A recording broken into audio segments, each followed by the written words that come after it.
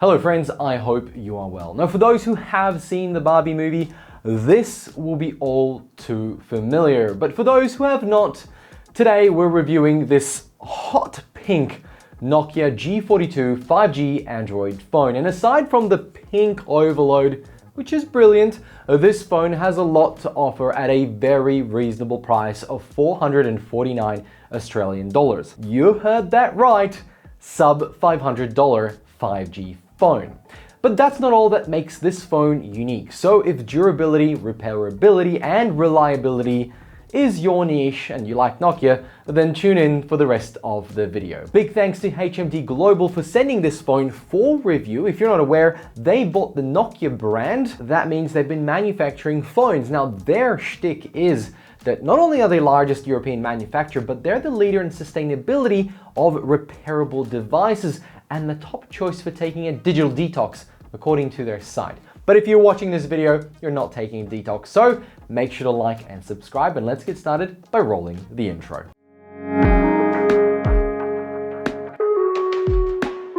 Let's get some specifications out of the way. We have a 6.56-inch HD Plus display, which means it's LCD and only 720p, which I think is a letdown when similar priced phones are 1080p at least.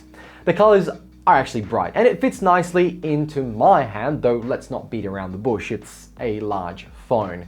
It gets bright enough for most outdoor situations, but there were moments where I had to put my hand over the screen to get a clear look at what I was trying to read. The screen clocks in at 90 Hz refresh rate, which is very welcome, and it translates to a nice and fluid navigation. And while the resolution is not breaking any records, text is still sharp, but there seems to be no tap to wake, which is a shame. I really like that feature in other phones.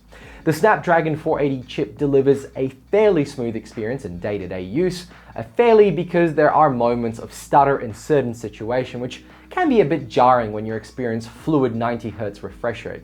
And if you're a bit of a mobile gamer, you could see that happening more often than not in demanding titles. The said chip delivers blistering 5G speeds. No doubt this makes the G42 a must-have for those needing to consume data on the go at a budget price. To that end, phone call quality is good. From my testing, both ends of the conversation were clear. Some of this may also depend on connection quality and the area and the provider you're with.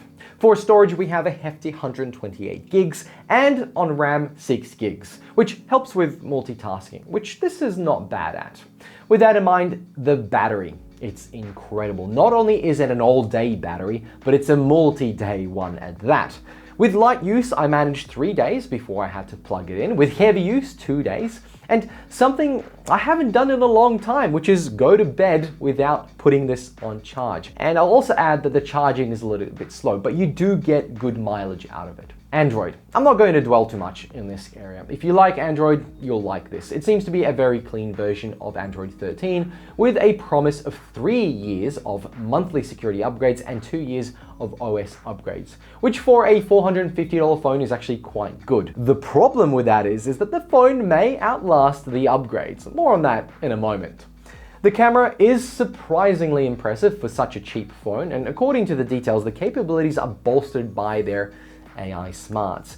So in regards to sharpness and coloring, it looks really nice, and I'd be happy to post those to Instagram or Facebook, take photos of my kid. It all works really, really well, and I can't say anything bad about the AI system. It seems to do the right thing, and there's not that much oversaturation. I'm pretty happy with the photos. The 3 modules give you a good range of options to shoot the right screen, and surprisingly, the phone can also shoot in HDR too, which gives photos a bit more contrast. The main module is a 50 megapixel shooter. The other 2 are 2 megapixel for depth and a 2 megapixel for macro shooting. I don't know if the macro is that great, but it's there in case you need it. Night photography works pretty well though, and it can have some smearing at times, but overall it's a pretty positive start. It's a little unfair though, because I can compare this to a $2,000 iPhone or a $3,500 camera. but at 1/4 of the price of that iPhone, the Nokia G42 is boding really, really well. Video recording, on the other hand, does have a big standout, and that's the audio. Aside from only being 1080p at 60 frames max, the audio capture is pretty impressive. Utilizing the OX03 audio capture system seemed to be the right choice. What does that mean?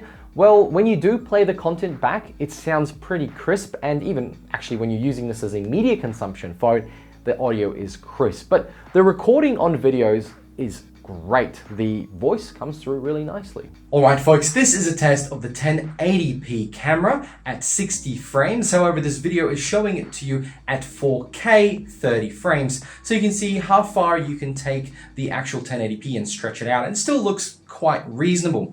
Now, this room isn't lit up very well. There's a slight light over there, so a lot of it will be a little bit grainy, which is a good example of what it might look like if you're filming in dark areas. Secondly, my hand over here is shaking. It's actually shaking on purpose, but I do have what they call Steadicam on, which is reasonable, but it's not something you're going to use to shoot a movie like the whole shot on iPhone, but it's good enough for you to record the kids running around and not have a blurry mess. Lastly, the audio. I think it should sound really, really good. It had from my testing, and so I wanted you guys to hear what that might sound like.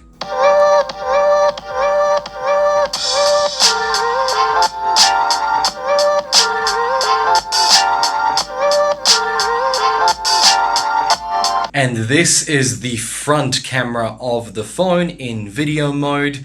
It has that OZO audio again, and of course that means my voice should be coming through really, really nicely. And look, we've got a little bit of light, but as you can see, the room is quite dark and it's coming out really nice. I think it's a great camera for the front for selfies. There's not that much beautifying happening on the skin. It's still all el natural, but in any case, I think it's okay. Now, let's not forget, aside from being USB-C, the G42 still has a 3.5mm jack, which makes sense at this price, as users would be more likely to have a wired headset than wireless buds. Either way, the standard Bluetooth and Wi-Fi is also available.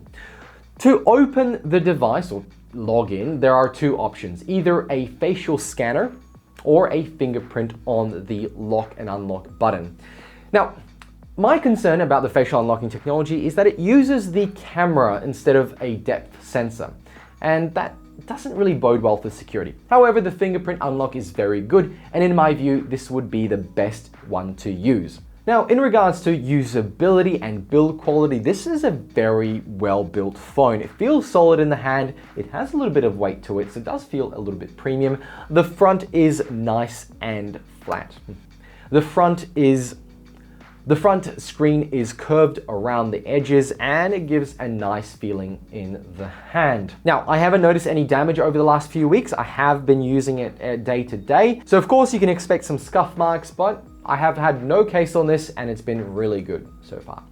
Now let's talk about the most important part of this phone that Nokia is talking about, repairability. You see, Nokia has partnered with iFixit, who you should know. There are two very well-known brands, after all, collaborating together on a device that, from what I can see, is doing the right things when it comes to environmental impact. And that is what makes this device unique, and when we can forgive some of the shortcomings in performance and screen resolution. The G42's back cover comes off really easily. Once the phone is open, we can get down to taking things out like the battery, USB-C plugs, and the screen very, very quickly and easily.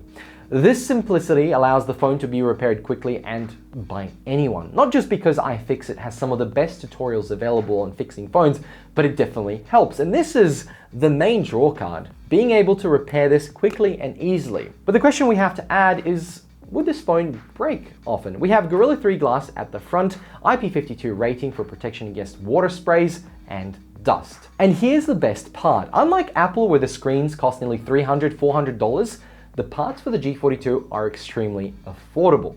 Now, via iFixit's screen replacement kit, which costs $90, you can replace the whole screen. And the battery replacement kit, which is only $50, there you go, battery done and dusted.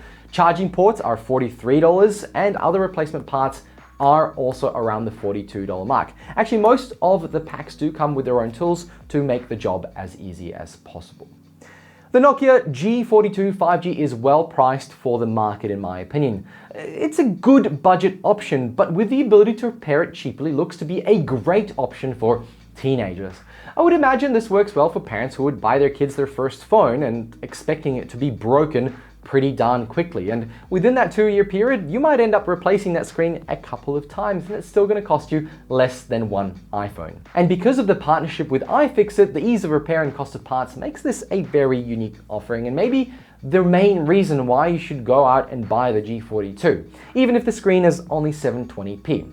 As for performance and quality, I think HMD have done a great job with the Nokia brand, bringing back stability and quality into the mid-market mobile phone. While performance is as expected at this price point, it still gets the job done. Overall, thumbs up from me, and furthermore, if you can find this phone on sale, I would highly recommend it for your teenager or partner who tends to drop their phone more often than not. Friends, thank you very much for watching. Big thanks to HMD for sending me the Nokia G42 for review. Links below where you can buy the phone, and I'll update the links if there is a cheaper price that I find. Make sure to like and subscribe, and I'll catch you all in another one. Bye!